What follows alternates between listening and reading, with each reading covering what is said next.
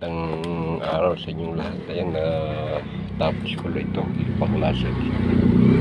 Sabihin na lang ang natitira yung taas na sa mail. Okay na.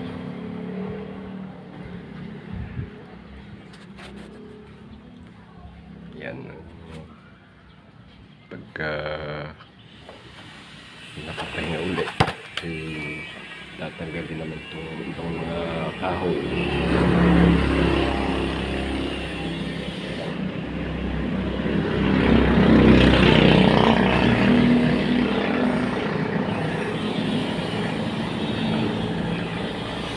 Yung mga kahoy na ito gagamitin ko sa kubo. Kaya aayusin yung agit kubo.